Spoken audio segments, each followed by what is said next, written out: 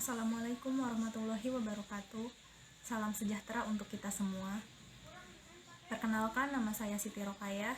Di sini saya dan kelompok akan menayangkan hasil presentasi kami dengan tema Sistem Pakar Pendeteksian Kerusakan Hardware pada Komputer dengan metode Puji Logic.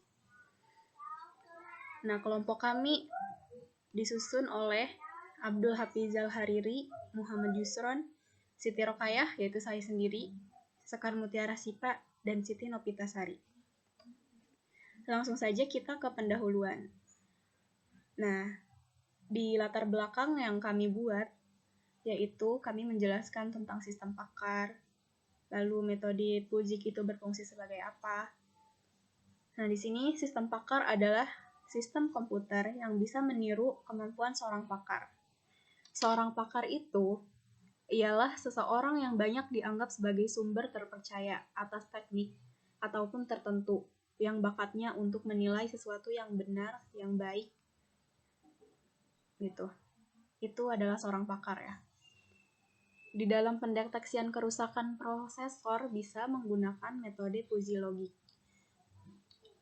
Sedangkan metode Puji Logic ini berfungsi untuk pendeteksian kerusakan prosesor dengan mengisikan nilai kerusakan berdasarkan nilai seorang pakar yang ahli di bidang prosesor. Nah, prosesor ini merupakan perangkat elektronik pada komputer yang digunakan untuk memproses data yang diinput dan memproses data ke output. Itu dia penjelasan dari sistem pakar. Mungkin yang lebih spesifiknya itu, sistem ini bekerja untuk mengadopsi pengetahuan manusia ke komputer yang menggabungkan dasar pengetahuan, knowledge atau base, cloud-based base, dengan sistem inferensi untuk menggantikan fungsi seorang pakar dalam menyelesaikan suatu masalah.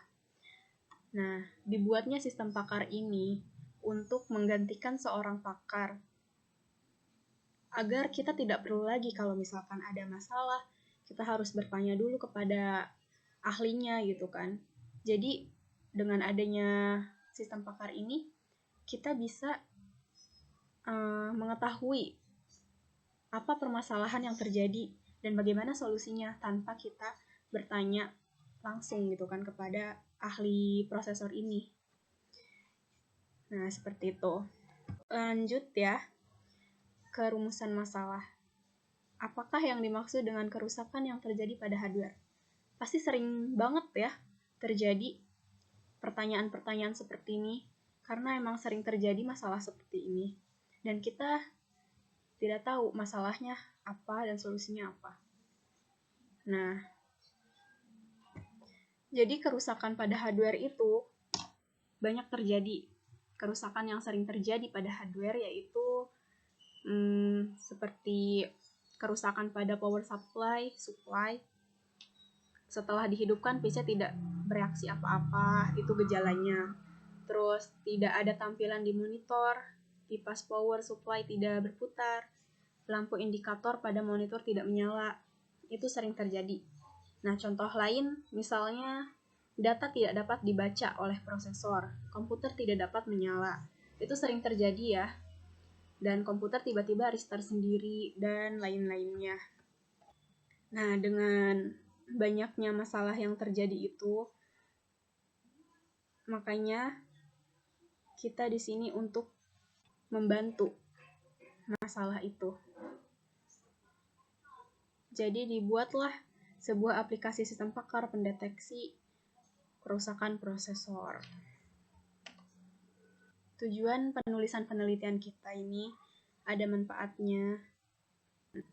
Adapun manfaat dari penulisan proposal ini adalah sebagai berikut. Bagi para teknisi komputer dapat mengetahui solusi permasalahan jaringan komputer tanpa harus bertanya pada administrator atau pakar teknisi terlebih dahulu. Nah, seperti yang saya bilang tadi kan.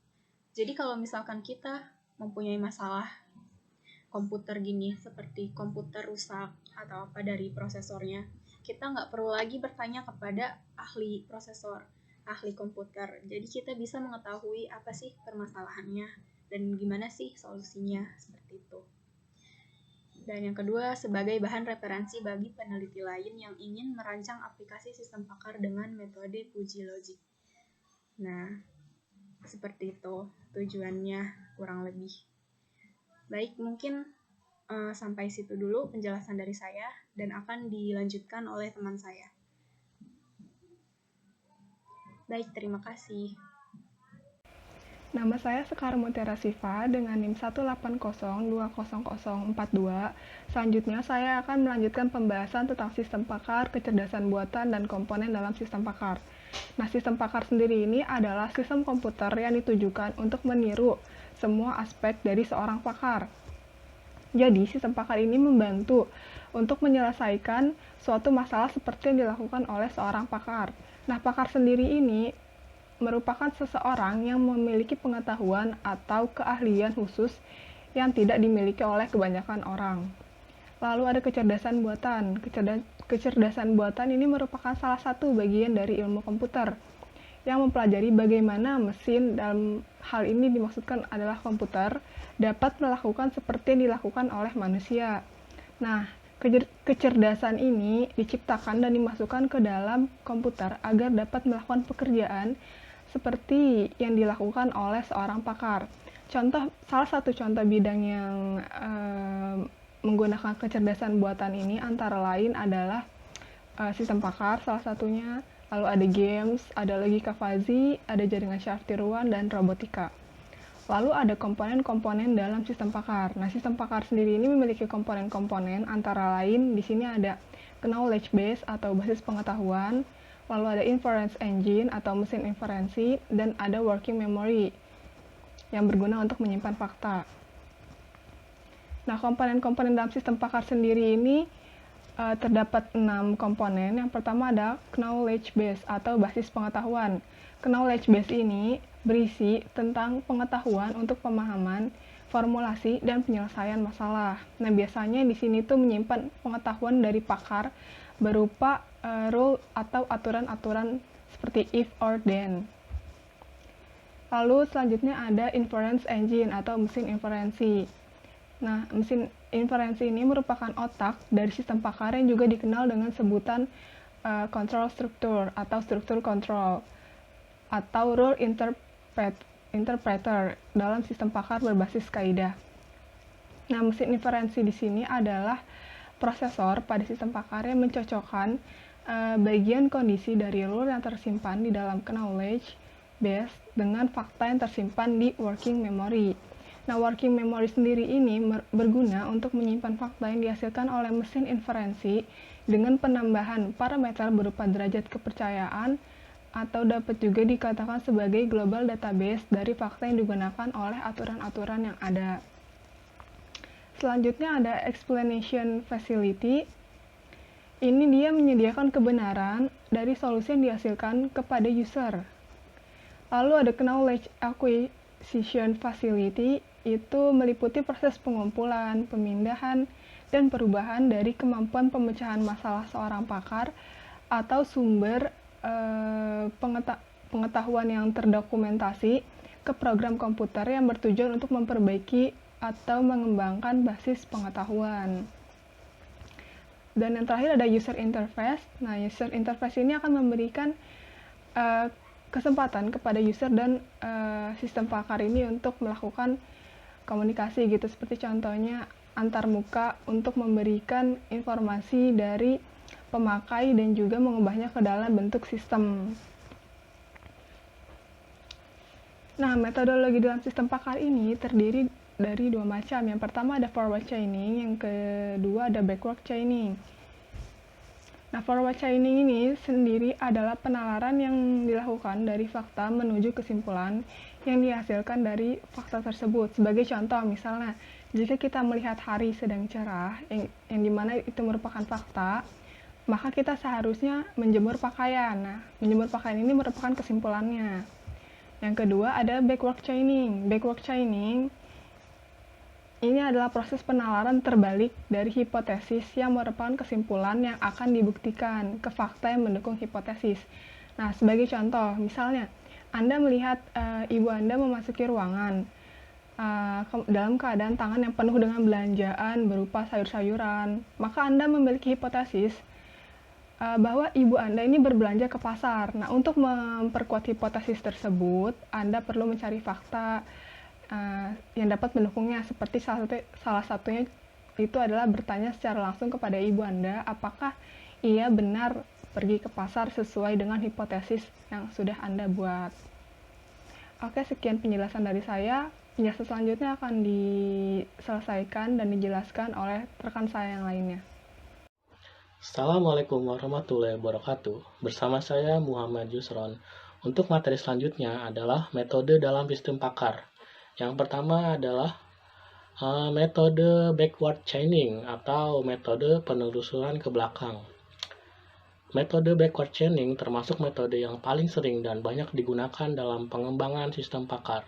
Pada metode ini, pelacakan dan pencarian keputusan dimulai dari menarik kesimpulan goal dalam sebuah titik penalaran, lalu dilanjutkan dengan menelusuri sebuah hipotesis yang ada, sampai kepada fakta yang dapat memberikan value atau nilai dua penguatan ataupun dukungan pada kesimpulan yang telah ditemukan.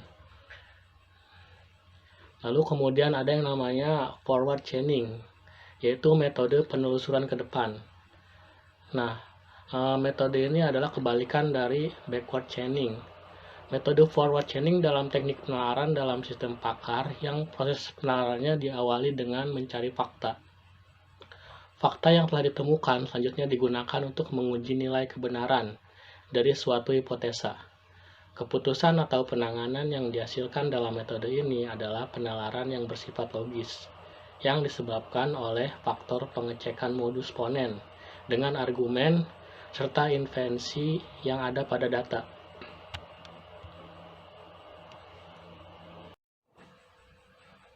Nah, untuk metode Fujii-Tsukamoto ini sangat cocok digunakan untuk menangani masalah yang bobotnya bisa dikelompokkan menjadi sebuah himpunan tersendiri.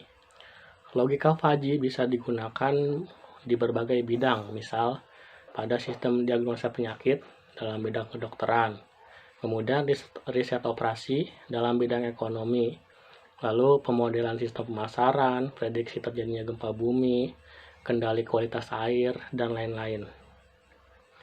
Nah, untuk contoh kasus yang menggunakan Fujii-Tsukamoto dalam penilaiannya adalah sistem pakar dengan inferensi Fujii-Tsukamoto dalam mendiagnosa penyakit saluran reproduksi manusia, atau banyak lagi. Nah, untuk langkah-langkah apa aja sih yang dalam algoritma Tsukamoto? Jika ingin membuat sistem menggunakan penerapan perhitungan Fujii-Tsukamoto, maka langkah-langkah yang harus dilakukan adalah mencari pakar yang sesuai dengan tema sistem yang akan dibuat. Itu yang pertama. Yang kedua adalah mendapatkan data hipotesa, misal penyakit, kerusakan, atau data-data lain. Kemudian yang ketiga adalah mendapatkan data evidence tiap hipotesa tersebut. Lalu yang keempat, mendapatkan bilangan himpunan Fujii pada evidence, misal evidence gula darah, lalu memiliki nilai rendah di bawah 60. Yang kelima adalah mendapatkan data, rule atau aturan-aturan dari pakar berdasarkan data. Nah, yang terakhir adalah setelah mendapatkan semua data yang dibutuhkan, langkah selanjutnya adalah menghitung data tersebut ke dalam teori Fujii-Tsukamoto. Konsep dasar himpunan Fujii merupakan himpunan tegas. Nilai keanggotaan suatu sistem X dari suatu himpunan A dapat ditulis dengan mu A, di mana dapat memiliki dua kemungkinan, yaitu kemungkinan pertama adalah suatu item menjadi anggota dari suatu himpunan, atau suatu item tidak menjadi anggota dalam suatu himpunan. Contoh terdapat misalkan ada tiga variabel umur, yaitu muda, parubaya, dan tua. Yang dikatakan muda adalah di usia di bawah 30 tahun, kemudian parubaya adalah 30 antara 50. Kemudian yang dikatakan tua adalah usia lebih dari 50. Kemudian ada yang namanya fungsi keanggotaan, merupakan kurva yang memetakan input ke derajat keanggotaan, yang bernilai antara 0 dan 1. Ada beberapa jenis fungsi keanggotaan. Yang pertama adalah representasi kurva linear, kemudian representasi kurva segitiga, lalu representasi kurva trapesium, kemudian ada kurva representasi lonceng. Lalu ada yang namanya sistem inferensi Fuzzy, sebuah kerangka kerja yang perhitungannya berdasarkan pada konsep teori terhimpun Fuzzy atau himpunan Fuzzy, aturan Fuzzy, if then, dan pemikiran Fuzzy. Sistem inferensi Fuzzy ini telah berhasil diaplikasikan pada berbagai bidang seperti kontrol anim otomatis, klasifikasi data, analisis keputusan, sistem pakar, prediksi time series, robotika, dan pengenalan pola. Sistem interferensi Fuzzy dikenal dengan berbagai nama seperti Fuzzy Rule Based System, Fuzzy Expert System, Fuzzy Model, Fuzzy Associative, Fuzzy Logic Controller, dan sistem Fuzzy sederhana. Struktur dasar dari sistem interferensi Fuzzy berisi 3 komponen konseptual. Yang pertama adalah dasar aturan yang mana berisi sebuah pemilihan aturan Fuzzy. Yang kedua adalah database yang mendefinisikan fungsi keanggotaan yang digunakan dalam aturan Fuzzy. Yang ketiga adalah mekanisme pemikiran yang mengerjakan prosedur inferensi terhadap aturan dan kenyataan yang diketahui untuk menurunkan output atau kesimpulan yang masuk akal.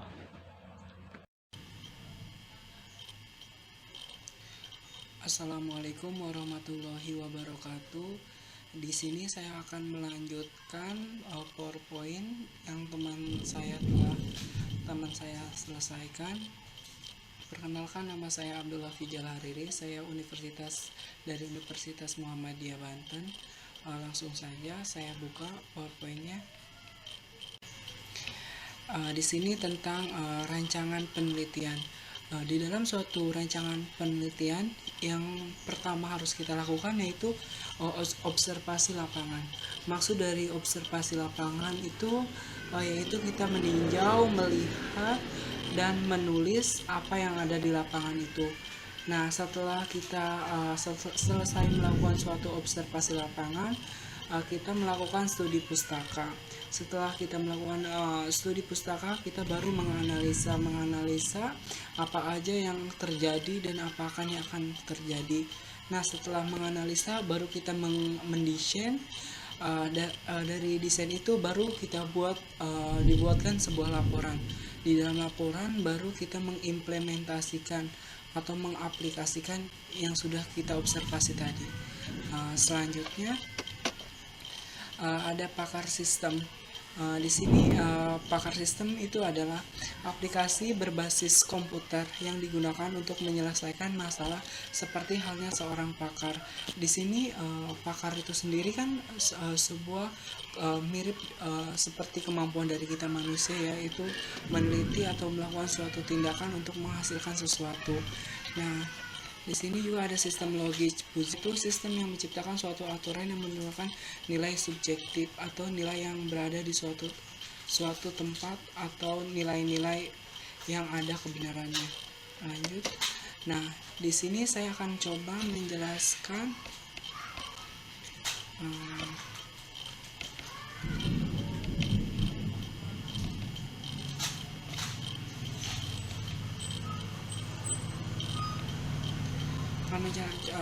coba menjelaskan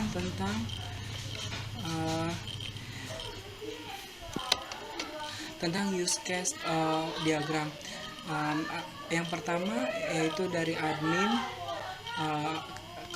terus diolah gejala, terus di dalam suatu gejala pasti ada suatu kerusakan. Nah, dari suatu kerusakan itu baru dideteksi oleh seorang programmer. Yang kedua dari user itu dideteksi, setelah dideteksi dikonsultasi dan menghasilkan sesuatu. Nah, sekian saja PPT yang dapat saya jelaskan. Next, sama teman saya akan dijelaskan. Wabillahi taufiq wal hidayah. Wassalamualaikum warahmatullahi wabarakatuh.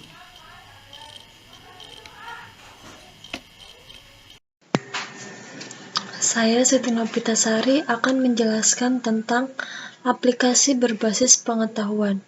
Dalam perancangan ini digunakan kaidah produksi sebagai sarana untuk representasi pengetahuan.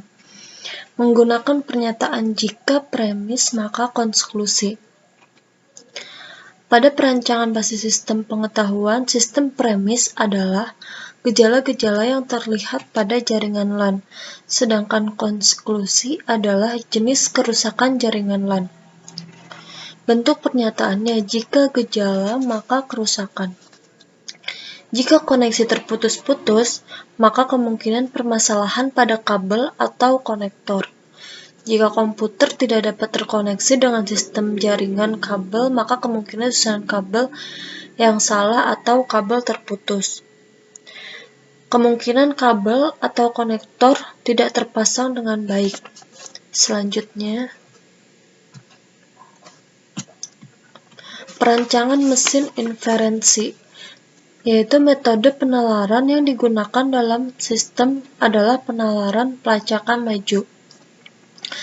Pengguna memberikan sekumpulan fakta-fakta tentang suatu gejala, yaitu dimulai dari sekumpulan fakta-fakta tentang suatu gejala yang diberikan oleh pengguna sebagai masukan sistem, dan mendiagnosis kemungkinan jenis kerusakan jaringan LAN, yaitu dilakukan pelacakan sampai tujuan akhir berupa diagnosis, menjelaskan tentang jenis kerusakan jaringan LAN serta solusinya, yaitu untuk mengetahui apakah sebuah jaringan LAN dikatakan memiliki salah satu jenis kerusakan terlebih dahulu.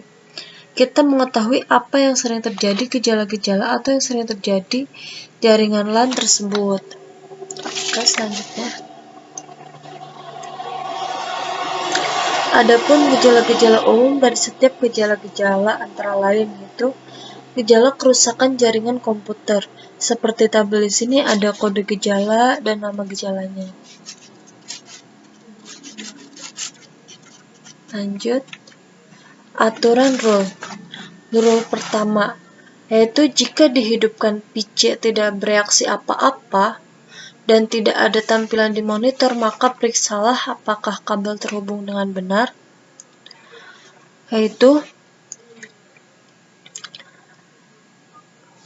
Maka periksalah apakah kabel terhubung dengan benar dan striker terpasang dengan baik pada soketnya. Rule yang kedua, jika dihidupkan tidak ada tampilan di monitor dan lampu indikator LED di panel depan menyala, maka langkah pertama lepas semua kabel yang terhubung pada listrik dan komputer, yaitu kabel data ke monitor, kabel keyboard atau ke mouse, dan semua kabel yang terhubung ke CPU. Kemudian lepas semua skrup penutup casing. Yang ketiga, jika tidak terdeteksi di Windows 10 tidak bisa keluar masuk CD, maka periksalah kabel data dan kabel tegangan yang masuk ke CD fluffy.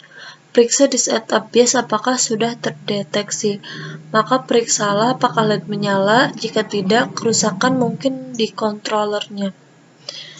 Mungkin hanya itu saja yang bisa saya sampaikan, dan mohon maaf bila ada kesalahan. Kurang lebihnya saya dan kelompok saya mohon maaf. Wassalamualaikum warahmatullahi wabarakatuh.